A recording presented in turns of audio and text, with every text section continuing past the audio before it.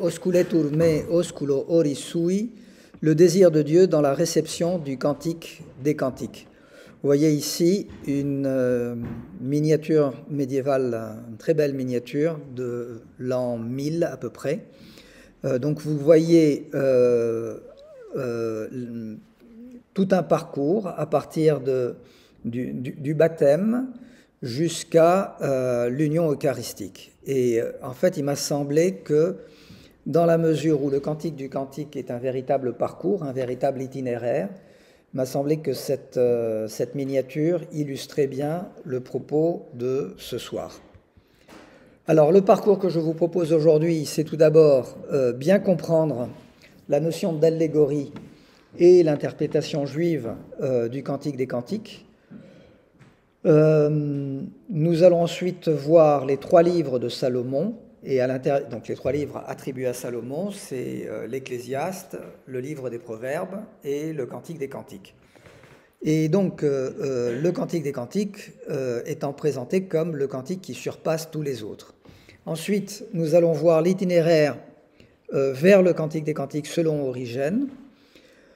On va parler d'Honoré d'Autun, qui est un auteur qui m'intéresse énormément, et malheureusement, pratiquement rien d'Honoré d'Autun n'a été traduit dans aucune langue. C'est-à-dire que soit on connaît le latin, soit on ne peut pas lire Honoré d'Autun.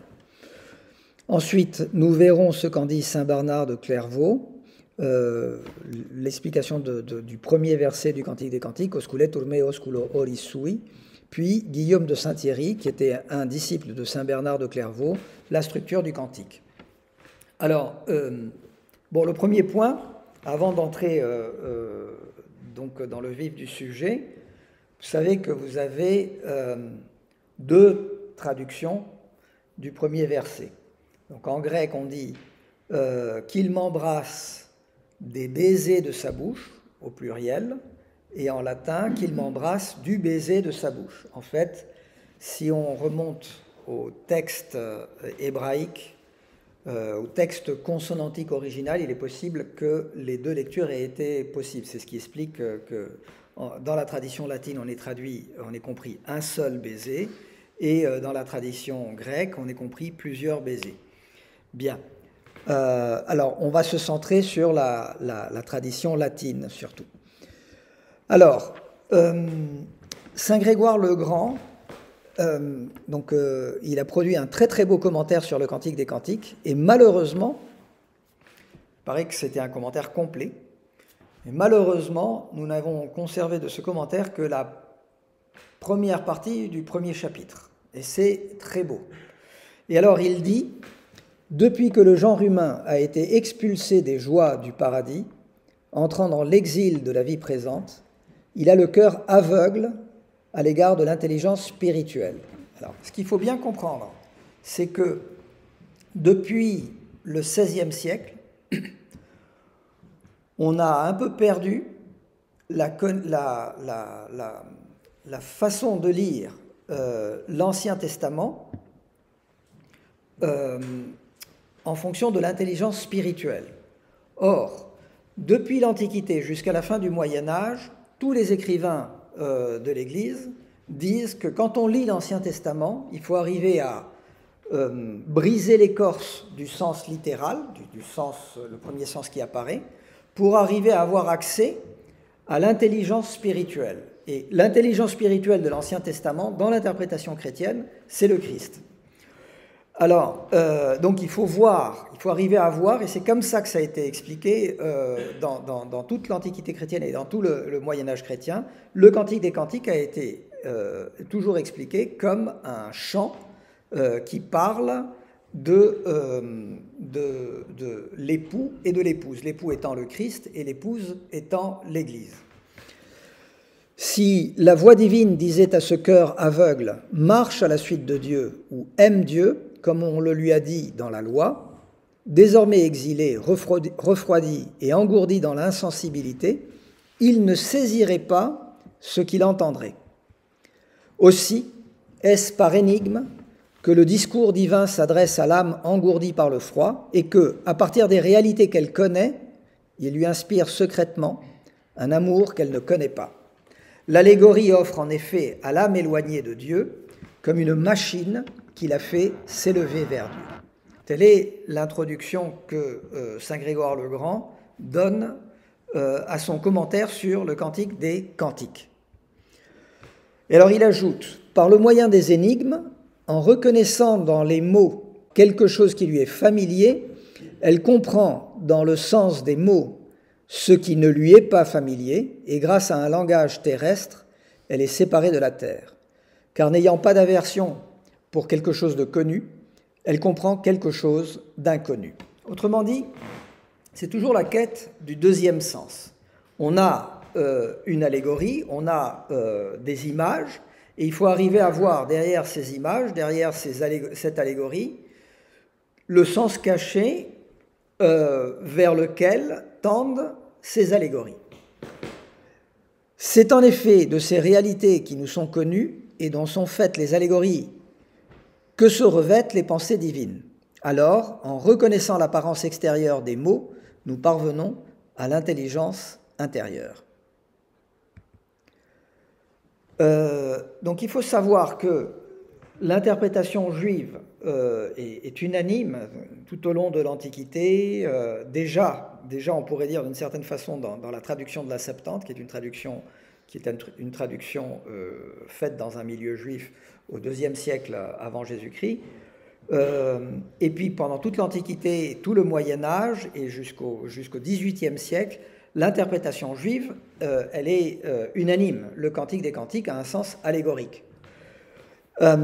Donc, selon l'interprétation juive, le Cantique des Cantiques fait allusion à l'amour entre Dieu et Israël.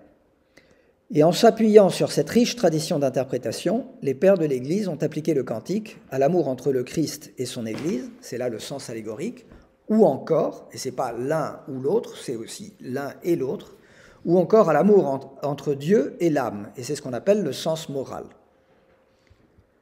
Alors nous allons commencer par Saint Bernard de Clairvaux. Saint Bernard de Clairvaux, il a prêché à ses moines pendant plusieurs années toute une série de sermons pour expliquer le Cantique des Cantiques. Alors il est arrivé à peu près vers le chapitre 4 ou 5, puis il est mort, et il y a quelqu'un qui a poursuivi son travail,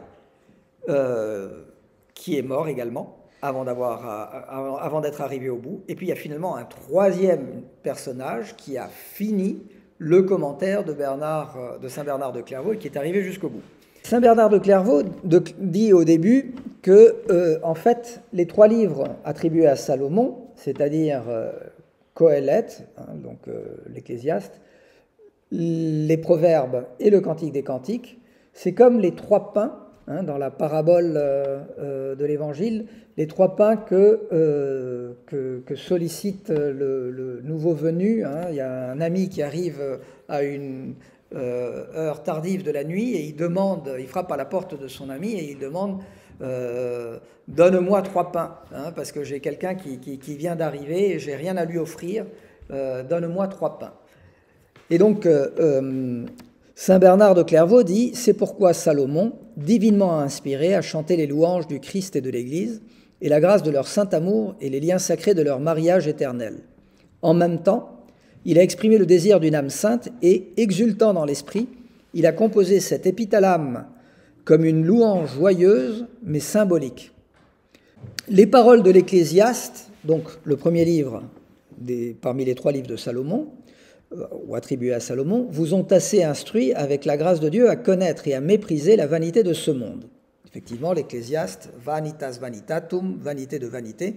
La première chose que le premier livre de Salomon nous instruit sur la vanité de ce monde. Et que dire des proverbes ? Votre vie et vos mœurs n'ont-elles pas été suffisamment amendées et façonnées selon l'enseignement qu'elles contiennent ? Donc après avoir goûté de ces deux pains-là, que vous avez également reçus de la huche de l'ami, approchez-vous aussi de ce troisième pour éprouver ce qui est peut-être mieux encore. Il existe en effet deux maux qui sont les seuls, ou du moins les plus redoutables adversaires de l'âme, le vain amour du monde et l'amour excessif de soi. C'est pourquoi, après avoir chassé ces deux maux par la lecture de ces deux livres, Nous sommes maintenant en mesure d'accéder à ce langage sacré et contemplatif, étant le fruit des deux autres, il ne doit point être livré sinon à des esprits et à des oreilles désormais bien disposées. Alors, de nombreux écrivains, tout au long de la tradition du christianisme, insistent sur le fait que le Cantique des Cantiques n'est pas compréhensible, ou il est difficile d'accès au début d'un itinéraire de vie chrétienne. C'est-à-dire qu'il faut avoir déjà un certain itinéraire de vie chrétienne pour être en mesure de comprendre le Cantique des Cantiques. Et on trouve des affirmations semblables dans la tradition juive également. Alors donc, saint Bernard poursuit en disant « Un tel cantique, seule l'onction de l'esprit nous l'apprend, seule l'expérience nous l'enseigne. » Il faut bien comprendre que saint Bernard est un véritable mystique. Il insiste beaucoup dans ses écrits sur cette notion de l'expérience. Il dit qu'il y a des choses qu'on n'arrive pas à comprendre intellectuellement, mais il faut les avoir expérimentées. Et en parlant du Cantique des Cantiques et de l'expérience de vie chrétienne que reflète le sens allégorique du Cantique des Cantiques, saint Bernard insiste beaucoup sur cette notion de l'expérience. Ceux qui en ont l'expérience, nous dit-il, qu'ils le reconnaissent. Ceux qui n'ont pas cette expérience, qu'ils brûlent du désir, non tant de connaître intellectuellement que d'expérimenter. On ne l'entend pas au dehors, car il ne retentit pas en public. Seuls l'entendent celle qui le chante, l'épouse, et celui pour qui il est chanté, c'est-à-dire l'époux et l'épouse. C'est véritablement un chant nuptial qui exprime les chastes et joyeuses étreintes des esprits, l'harmonie des mœurs, l'amour réciproque dans l'accord des sentiments. Et voilà pourquoi saint Bernard dit que ce n'est pas un chant destiné aux néophytes. Seul en est capable un esprit déjà avancé et formé qui, sous l'action de Dieu, a si bien mûri dans ses progrès qu'il a atteint l'âge accompli et les années dites nubiles. Je parle des années de mérite et non d'ancienneté. Une telle âme est capable de participer aux noces de l'épouse céleste. Alors, nous quittons saint Bernard, que nous allons retrouver tout à l'heure, pour aller vers Origène. Donc, Origène, vous savez que dans l'histoire de l'exégèse chrétienne, Origène est un véritable géant. En fait, il a vécu au IIIe siècle, fin IIIe siècle à Alexandrie, et il a posé véritablement les bases de l'exégèse chrétienne pour toute la suite.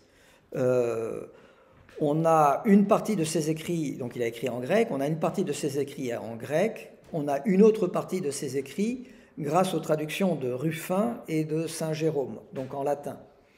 Et c'est le cas des homélies sur le Cantique des Cantiques. S'il y a un ouvrage que je vous recommande, ce sont les homélies d'Origène sur le Cantique des Cantiques. En plus, ça se lit très bien, c'est très facile à lire. Ça a été publié dans les sources chrétiennes, c'est court et c'est extrêmement profond.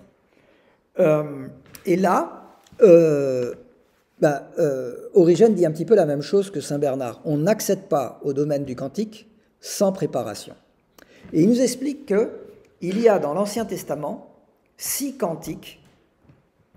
Il y en a d'autres, mais enfin il y en a surtout 6 qui sont importants et qui permettent de préparer la voie vers le Cantique des Cantiques. Alors, de même qu'il y a dans le temple, il y avait dans le temple de Salomon le Saint, qui est la première salle du temple.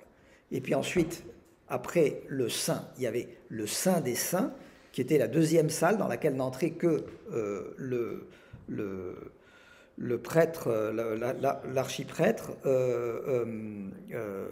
une fois par an, le jour du Yom Kippour. De la même façon, il y a les cantiques et il y a le Cantique des Cantiques. Le Cantique des Cantiques, toujours dans la tradition chrétienne, a été perçu comme ayant une importance toute particulière au sein de l'Ancien Testament. Quel est le premier chant ? Le premier chant, c'est un chant de libération. C'est un chant de libération, c'est-à-dire il correspond au début de la vie chrétienne. On se libère de ses anciennes habitudes, on se libère du péché et on entre dans la vie chrétienne. Donc, Origène dit qu'on doit d'abord sortir d'Égypte et chanter le premier chant, le chant qui a été chanté par Moïse et le peuple d'Israël après avoir traversé la mer Rouge. Ce premier chant, nous dit Origène, est celui de la libération du péché. Désormais, c'est le Seigneur qui va guider celui qui est passé à travers les eaux de la mer Rouge. Donc regardons ce chant. Je chanterai pour le Seigneur, éclatante est sa gloire. Il a jeté dans la mer cheval et cavalier. Ma force et mon chant, c'est le Seigneur. Il est pour moi le salut. Il est mon Dieu, je le célèbre. J'exalte le Dieu de mon Père. Le Seigneur est le guerrier des combats. Son nom est le Seigneur. Ta droite, Seigneur, magnifique en sa force. Ta droite, Seigneur, écrase l'ennemi. La grandeur de ta majesté brise tes adversaires. Tu envoies ta colère qui les brûle comme un chaume. Nous n'allons pas lire tout le chant. Enfin, vous voyez, c'est un véritable chant de libération. C'est le premier chant que nous voyons apparaître lorsqu'on lit la Bible, l'Ancien Testament, en commençant par le début. Le second chant, c'est l'expérience de la sécheresse. Une fois que quelqu'un, puisque c'est un véritable itinéraire, une fois que quelqu'un a commencé un itinéraire de vie chrétienne, après les consolations et les joies qu'il éprouve au début de sa vie chrétienne, cette personne est très vite confrontée à la sécheresse. On doit ensuite cheminer dans le désert, c'est toujours Origène qui dit ça, jusqu'au puits creusé par la main des rois pour chanter le second chant. Effectivement, dans le livre des Nombres, il y a un chant très court, mais qui avait les faveurs d'Origène, puisqu'il l'a commenté et il y a fait référence plusieurs fois dans ses œuvres, qui est un chant sur un puits. Et donc, l'expérience du désert, qui suit celle de la première victoire, c'est l'expérience de la soif de Dieu. La soif de Dieu que l'on éprouve alors, ne peut être étanchée que par le don des eaux du puits. Et donc, regardons ce chant. De là, ils allèrent à Béer. Béer, ça veut dire en hébreu le puits. C'est pour ça que j'ai retraduit en disant « De là, ils allèrent à Béer le puits ». À propos de ce puits, le Seigneur avait dit à Moïse « Rassemble le peuple et je leur donnerai de l'eau ». Alors Israël entonna ce chant. Écoutez-le, il est très court. « Monte, puits, chantez en son honneur, puits que des princes ont creusé, que les nobles du peuple ont foré, avec celui qui leur a donné la loi, avec leur sceptre, au désert du don Matana. » Une fois que l'on a traversé le désert, il nous faut arriver jusqu'à l'orée de la Terre Sainte. Donc c'est dans le livre du Deutéronome, au chapitre 32, pour chanter le chant de Moïse. Récemment, avec des amis, je suis allé en Jordanie, et il y avait un site que je ne connaissais pas, c'était le mont Nebo. C'est très remarquable parce qu'on a une vision, on a une vue sur toute la vallée du Jourdain qui est très impressionnante. Et on comprend bien le passage de la Bible où Moïse, qui n'entrera pas en terre promise, mais qui voit du mont Nebo toute la terre promise. Bien, ce chant nous présente Dieu à la veille de l'entrée en terre promise comme le seul rocher sur lequel il convient de bâtir l'existence et comme celui qui veille sans cesse sur nous. Donc nous avons d'abord le chant de la libération, le chant du désert, l'expérience du désert et de la sécheresse, puis ensuite, comme une conséquence logique, on s'appuie sur le rocher. Vous savez que le mot vérité se dit différemment et fait référence à des racines différentes en grec et en hébreu. En grec, aletheia, c'est ce qui n'échappe pas au regard. C'est la négation, c'est une particule qui veut dire la même chose que sans, S-A-N-S. Et letheia, c'est la racine de lanthano, ça veut dire échapper au regard. Donc, la vérité, c'est ce qui n'échappe pas au regard, ce qui apparaît clairement, ce qui est évident, ou qui apparaît clairement au terme d'un raisonnement logique. Et le symbole de la vérité, pour les Grecs, c'est le soleil ou encore la lumière. Dans le monde sémitique, il y a toujours quelque chose de beaucoup plus existentiel et beaucoup plus personnel. Et le symbole de la vérité, dans le monde sémitique, c'est le rocher. On va dire le rocher, le symbole de la vérité. Oui, parce que c'est la racine émet, Aleph Mem Nun, qui signifie ce qui est solide. La vérité, c'est ce qui est solide. Et vrai, ce sur quoi je peux m'appuyer. Dieu est vrai parce que je peux construire mon existence sur Dieu, sur la vie chrétienne, sur la vie de la foi. Le reste s'effondre. Donc ça, c'est solide. Je peux construire sur le roc. C'est pour ça que le rocher est le symbole de la vérité. Vous voyez, c'est une approche complètement différente. Dans un cas, on a une approche complètement intellectuelle, la lumière, le soleil. De l'autre, ce qui se voit. De l'autre, c'est une approche existentielle. Ce n'est pas simplement la vue, c'est tout l'être. Donc ce chant nous présente Dieu à la veille de l'entrée en terre promise comme le seul rocher sur lequel il convient de bâtir l'existence. Écoutez, cieux, je vais parler, que la terre entende les paroles de ma bouche. Mon enseignement ruissellera comme la pluie, ma parole descendra comme la rosée, comme l'ondée sur la verdure, comme l'averse sur l'herbe. C'est le nom du Seigneur que j'invoque, à notre Dieu, reportez la grandeur. Il est le rocher, son œuvre est parfaite, tous ses chemins ne sont que justice. Dieu de vérité, non pas de perfidie, il est juste, il est droit. On pourrait continuer. Le troisième chant est donc le chant du rocher. Donc on poursuit notre itinéraire selon Origène dans les homélies sur le Cantique des Cantiques. D'abord le premier chant, la libération, on est libéré du péché. Ensuite le deuxième chant, l'expérience de la sécheresse. Le troisième chant, découvrir que c'est Dieu qui est le rocher. Le quatrième chant, c'est la victoire dans la lutte. Il te faudra, nous dit Origène, il te faudra alors lutter dans les rangs de Jésus, fils de Noun. Alors, cette traduction appelle une explication. Jésus, fils de Noun, c'est Josué, fils de Noun. Normalement, on ne traduit pas dans les Bibles, c'est écrit Josué. Simplement, le nom de Josué, donc, vous savez que Moïse n'est pas entré en terre promise, c'est Josué qui était toujours avec Moïse qui est entré en terre promise. Josué, en hébreu, c'est Yeshua, ou Yehoshua aussi, ça dépendait. C'est-à-dire, c'est exactement le même nom que Jésus. Et de fait, en grec, dans la Septante, Josué, fils de Noun, ça se dit Yesous. Yesous, huios nawe. Donc, quand on lit la Bible en grec, on a Yesous, huios nawe, Jésus, fils de Noun, fils de Nawe, dans l'Ancien Testament, et on a Jésus, fils de Dieu, dans le Nouveau Testament. Donc vous voyez qu'il y a une typologie. Jésus, fils de Noun, ou Josué, fils de Noun, annonce Jésus, fils de Dieu. Et de la même façon que Josué a traversé le Jourdain pour entrer en terre promise, Jésus a été baptisé de l'autre côté du Jourdain, c'est très important ce petit détail-là, par Jean le Baptiste, et il a traversé le Jourdain et il a commencé sa vie publique en terre promise. Donc, pour pouvoir avoir en héritage la terre sainte, c'est alors que tu chanteras le chant de Déborah. C'est le chant de la victoire dans la lutte intérieure. Le Seigneur est la seule force d'Israël. Il sauve son peuple grâce à deux femmes, celles qui sont apparemment plus faibles, des femmes telles que Déborah et Yaël. Alors qu'en Israël, les chefs se sont mis en avant, alors qu'un peuple s'offre librement, bénissez le Seigneur, roi, écoutez, prêtez l'oreille, souverain. C'est moi qui vais chanter pour le Seigneur, moi qui vais jouer pour le Seigneur, Dieu d'Israël. Quand tu sortis de Séhir, quand tu partis de la campagne d'Édom, la terre trembla, les cieux même fondirent, et les nuées fondirent en eau.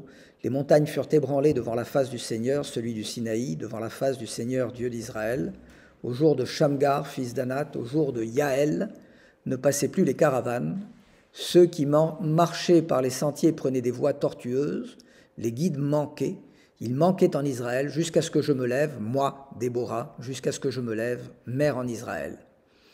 Béni soit parmi les femmes Yaël, la femme de Héber, le Kénite, ça continue. On arrive alors au cinquième chant. Dans toute expérience, dans tout itinéraire de vie chrétienne, selon Origène, arrive un moment, le temps de crise. Ce n'est pas la même chose que la sécheresse. La sécheresse, c'est la sécheresse. Le temps de crise, c'est le temps de crise, où tout commence à chanceler. Tu parviendras alors au livre des rois pour chanter le chant que David chanta après avoir échappé de la main de tous ses ennemis. Ce chant est celui de l'espoir aux heures troubles, en temps de crise. Toute notre force vient de Dieu. Il évoque le secours qui parvient aux fidèles quand tout espoir est perdu. Et regardez ce chant comme il est beau. Le Seigneur est mon roc, ma forteresse, il est mon libérateur. Dieu le rocher qui m'abrite, mon bouclier, la force qui me sauve, ma citadelle, mon refuge, mon sauveur, tu me sauves de la violence. Louange à Dieu. Quand je fais appel au Seigneur, je suis sauvé de mes ennemis. Les flots de la mort m'entouraient, le torrent fatal m'épouvantait, des liens infernaux m'étreignaient, j'étais pris au piège de la mort. Dans mon angoisse, j'appelais le Seigneur, vers mon Dieu, je lançais un appel. De son temple, il entend ma voix, mon cri parvient à ses oreilles. Tu es fidèle envers l'homme fidèle, sans reproche avec l'homme sans reproche. Envers qui est loyal, tu es loyal. Tu ruses avec le pervers. Tu sauves le peuple des humbles. Les regards hautains, tu les rabaisses. Toi, Seigneur, tu es ma lampe. Le Seigneur éclaire mes ténèbres. Grâce à toi, je cours vers les bataillons ennemis. Grâce à mon Dieu, je franchis la muraille. Bien, et ça continue. On arrive alors au 6e chant. Le 6e chant, c'est celui qui permet de comprendre l'ingratitude de l'homme et la générosité de Dieu. Tu parviendras alors au livre d'Isaïe, nous dit Origène, pour dire avec lui, c'est le chant du vignoble. Donc, rappelez-vous que dans toute la Bible, le vignoble est une image, et aussi dans le Cantique des Cantiques, d'Israël. Dans la Bible, le vignoble, c'est une image d'Israël, une allégorie d'Israël, et ensuite, dans l'interprétation chrétienne, une allégorie de l'Église. Je veux chanter pour mon bien-aimé le chant de l'amoureux à son vignoble. Mon bien-aimé avait un vignoble sur un coteau fertile. Il en attendait de beaux raisins, mais elle en donna de mauvais. Pouvais-je faire pour mon vignoble plus que je n'ai fait? J'attendais de beaux raisins. Et alors écoutez ce qu'écrit Origène. Et cum universa transieris, ad altiora conscende, ut possis anima decora cum sponsa et hoc canere canticum canticorum. Et lorsque tu auras traversé tous ces champs-là, monte beaucoup plus haut, afin de pouvoir, d'une âme digne, avec l'épouse, chanter également ce chant, ce cantique des cantiques. Vous voyez, c'est un itinéraire. Alors là, on arrive au 7e chant, au cantique des cantiques. Et on est en mesure de commencer à entrer dans l'intelligence du cantique des cantiques.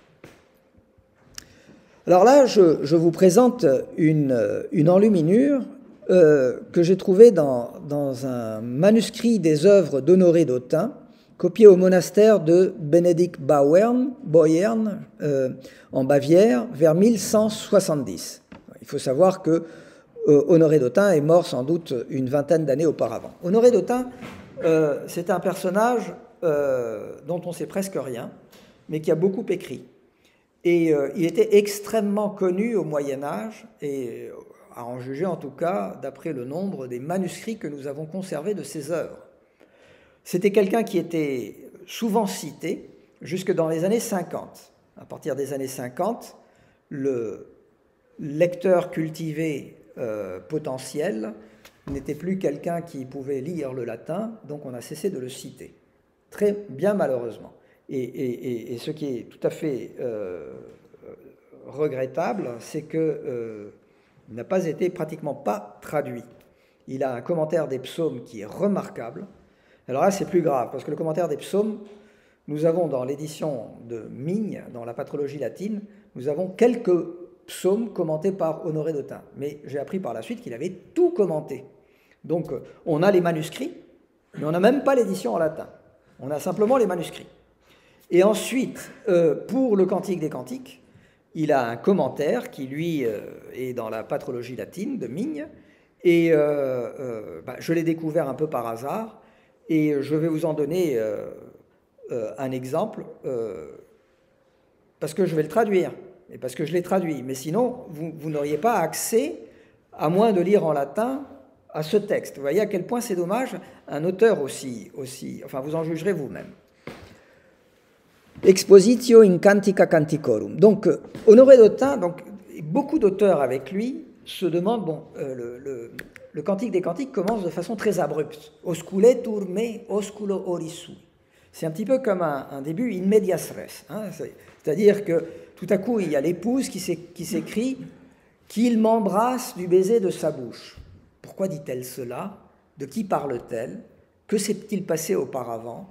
Quel est le contexte? Donc vous avez énormément d'auteurs qui essayent de reconstituer la scène, de reconstituer le contexte. Et c'est ce que fait de façon tout à fait admirable, avec beaucoup d'imagination évidemment, Honoré d'Autun. Il nous dit que le fils du roi de Jérusalem s'est fiancé à la fille du roi de Babylone, par l'entremise de 4 messagers. Et elle leur a répondu, « Quis est Dominus Vester » ?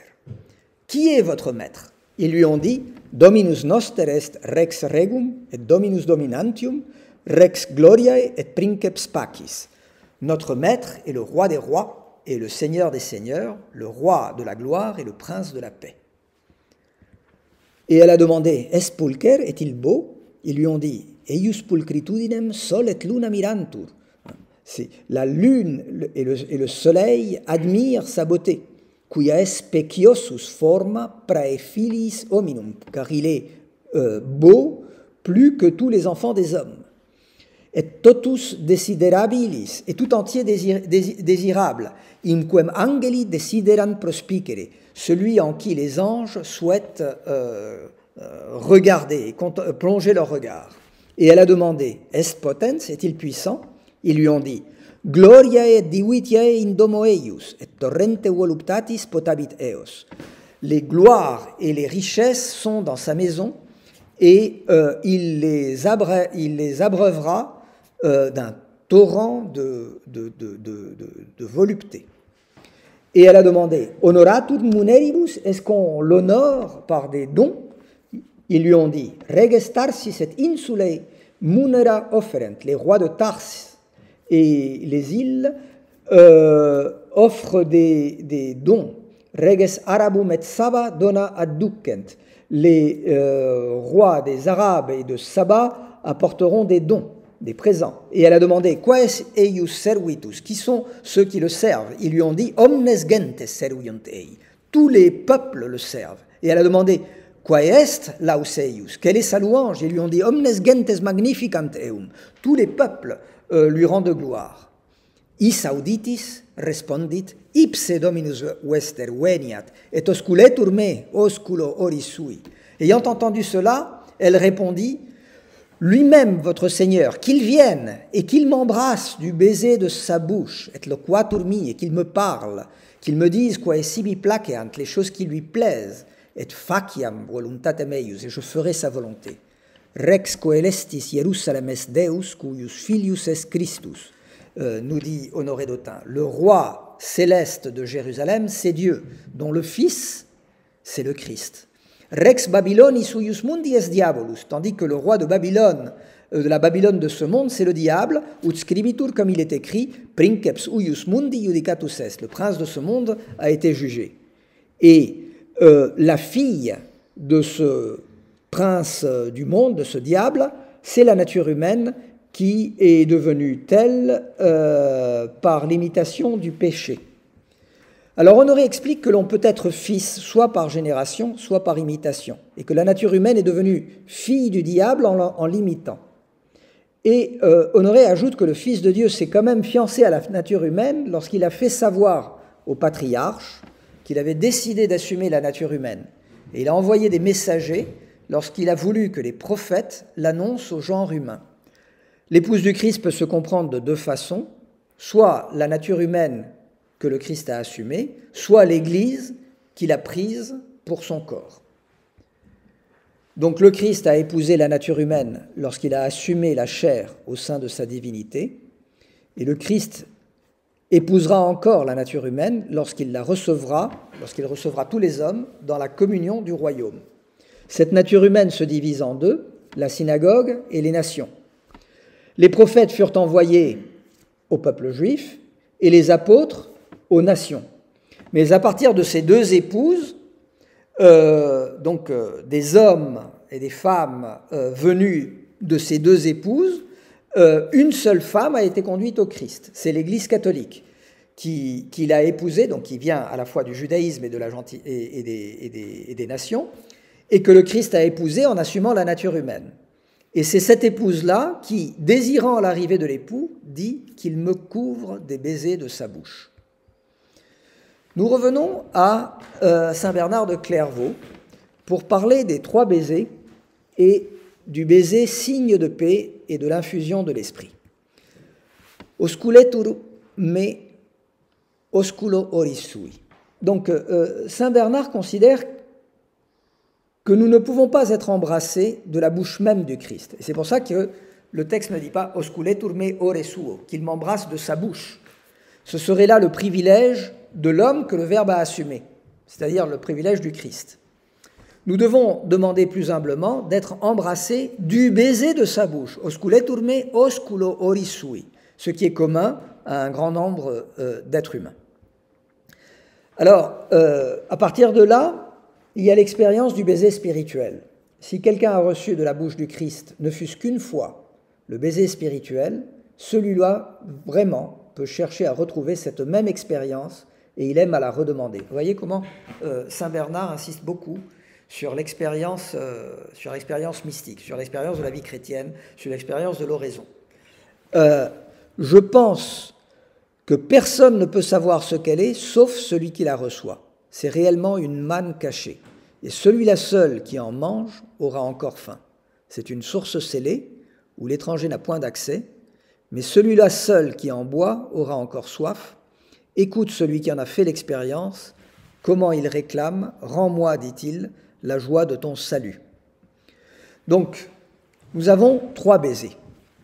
Tout d'abord, nous tombons aux pieds du Seigneur qui nous a fait et nous déplorons ce que nous avons fait, nous dit Saint Bernard. Ça, c'est l'expérience du pardon des péchés.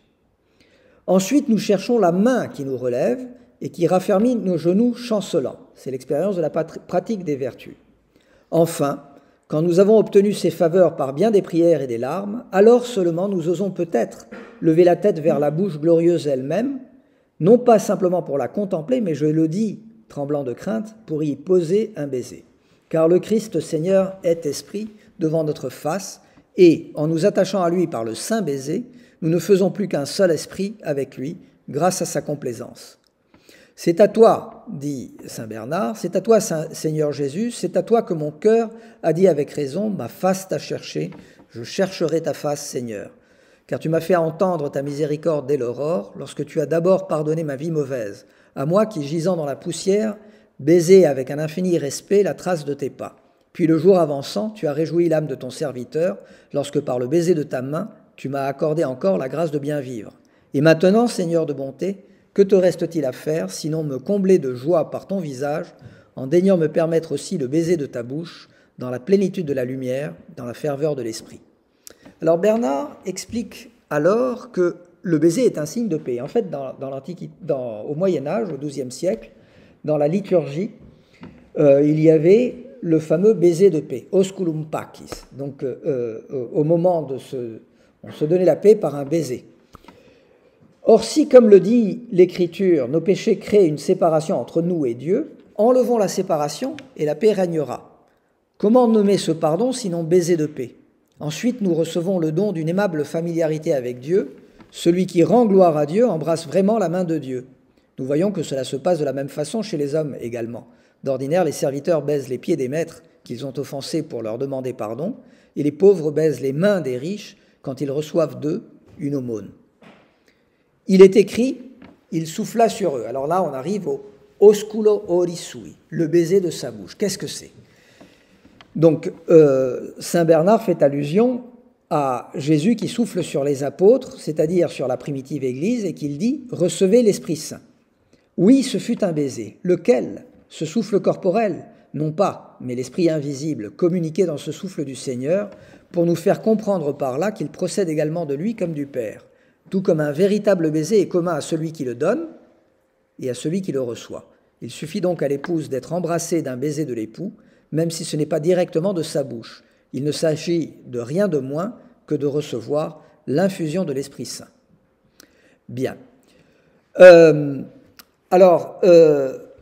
Saint Bernard explique qu'il y a une différence entre le baiser de la bouche, c'est l'union du Père et du Fils, et le baiser du baiser, c'est l'Esprit communiqué aux fidèles.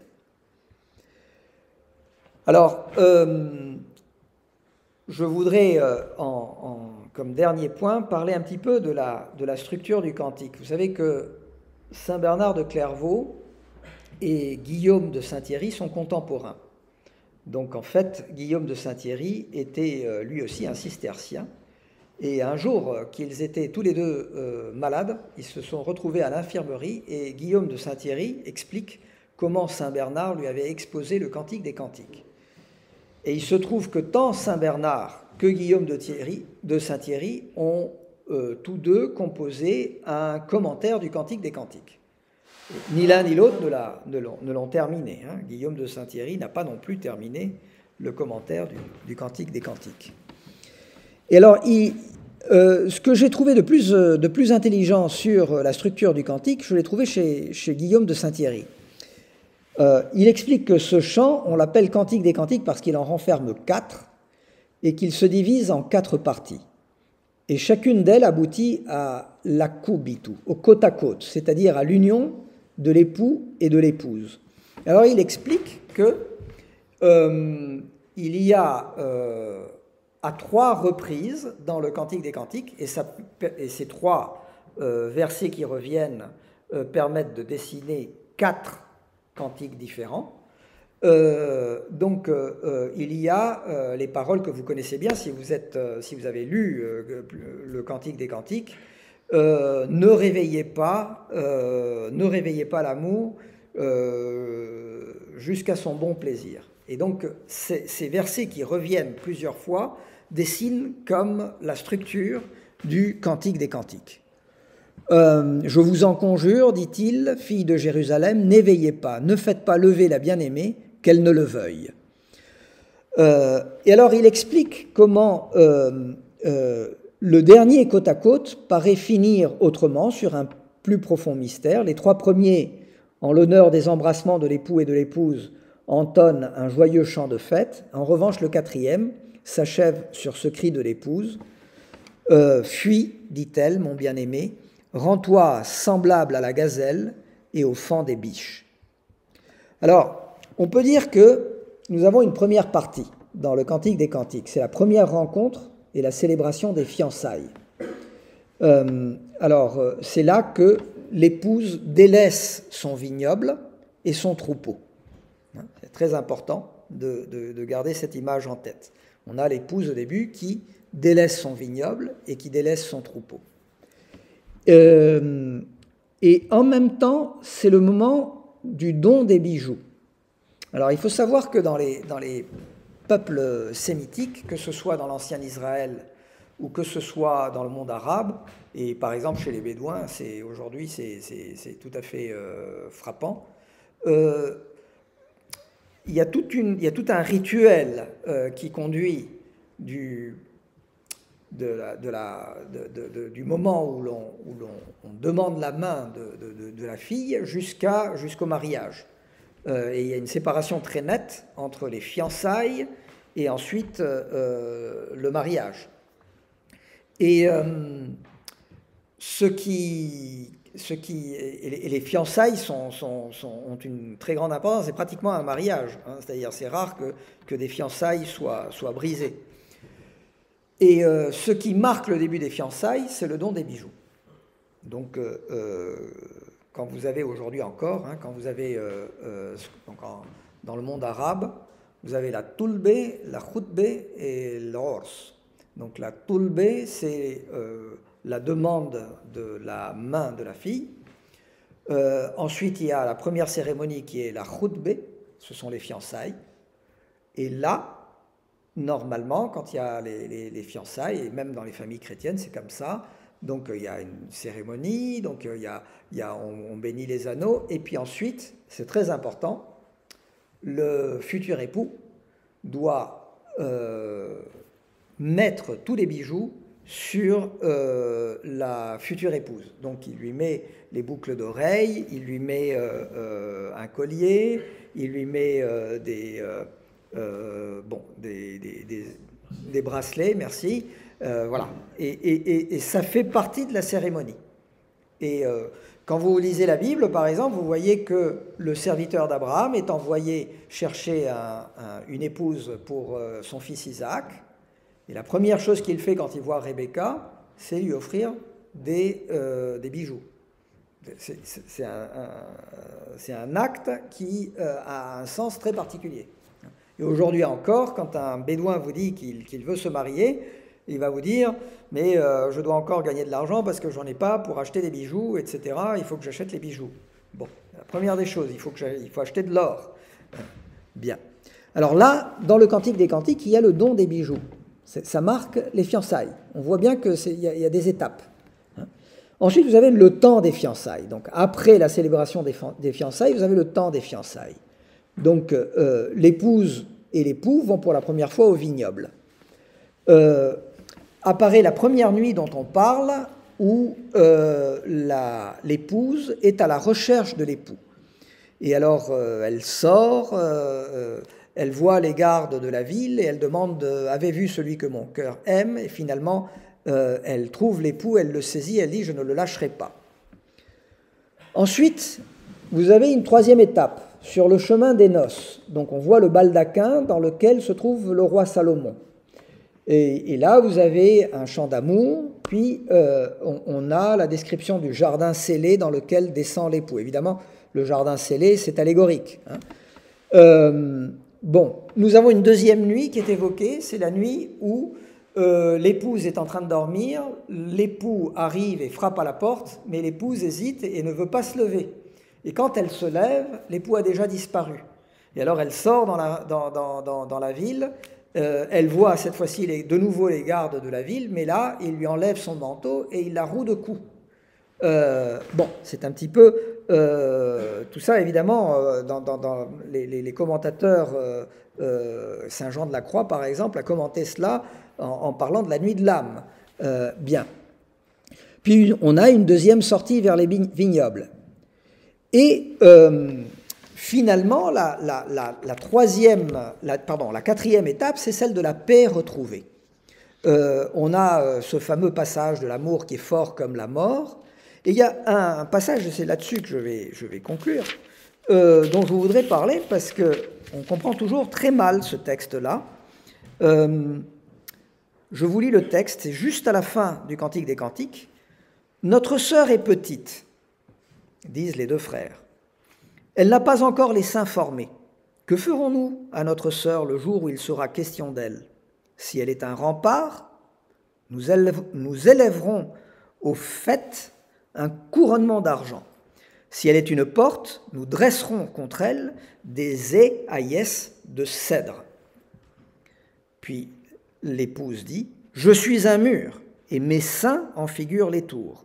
Aussi ai-je à ses yeux vraiment trouvé la paix. » Alors, notre sœur est petite, elle n'a pas encore les seins formés, c'est-à-dire elle est petite. Les seins, dans le Cantique des Cantiques, sont toujours un symbole, et ça serait long à expliquer, ça serait toute une autre conférence, un symbole de l'amour donné, de l'amour mystique, de l'amour donné. Que ferons-nous à notre sœur le jour où il sera question d'elle, le jour où elle sera en âge d'être épousée? Si elle est un rempart, nous élèverons au faîte un couronnement d'argent. Si elle est un rempart, c'est-à-dire si elle est vertueuse, donc nous élèverons au faîte un couronnement d'argent. Si elle est une porte, elle ouvre sa porte à tout venant, n'importe qui entre. Vous voyez ce que ça veut dire? Nous dresserons contre elle des ais aïès de cèdre pour que personne ne rentre. Et elle répond, « Je suis un mur, donc je suis vertueuse, et mes seins en figurent les tours. » Ça veut dire, mon amour est géant. Aussi ai-je à ses yeux vraiment trouvé la paix. Et alors faites attention parce que ce mot est très important. J'ai trouvé la paix, celle qui parle c'est la Shulamite, elle s'appelle Shulamite. Et l'époux c'est Salomon. Salomon, c'est le sens du mot Salomon, Shlomo en hébreu, c'est celui qui donne la paix. Et dans la Vulgate, c'est le seul texte où j'ai vu qu'on traduise les noms propres et quand ils ont un sens particulier, et où l'on traduise les noms de lieux quand ils ont un sens particulier. C'est pour ça que la plus belle traduction du Cantique des Cantiques, à mon sens, c'est celle de la Vulgate. Eh bien, Saint Jérôme est le seul à traduire Salomon par pacificus, le pacifique. Alors vous voyez immédiatement la connotation christologique. Et c'est le seul à... alors donc évidemment, on comprend ensuite Shulamite. Shulamite, c'est celle qui reçoit la paix. Donc il y a le pacifique, celui qui donne la paix, Salomon, et Shulamite, celle qui reçoit la paix. Donc elle dit, à ses yeux, aussi ai-je à ses yeux vraiment trouvé la paix. Et ensuite on nous dit, Salomon avait une vigne à Baal-Hamon. Il la confia à des gardiens et chacun devait lui remettre le prix de son fruit, 1000 cycles d'argent. Ma vigne à moi, je l'ai sous mes yeux. Salomon avait une vigne à Baal-Hamon. Baal-Hamon, c'est un lieu qui n'existe pas. C'est un non-lieu. Mais Baal-Hamon, en hébreu, ça veut tout dire.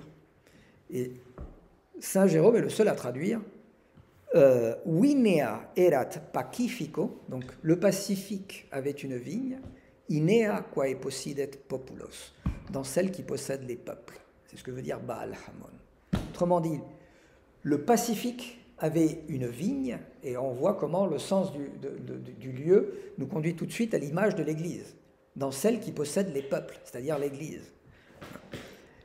Et il la confia à des gardiens, et chacun devait lui remettre le prix de son fruit. Ma vigne à moi, je l'ai sous mes yeux. Au début, la Soulamite rejette la vigne, elle abandonne la vigne, à la fin, elle l'a sous les yeux. C'est-à-dire que elle a finalement trouvé la paix, et elle comprend que son rôle, c'est de s'occuper de ces peuples, de cette foule de peuples, puisque la Soulamite, c'est une image de l'Église.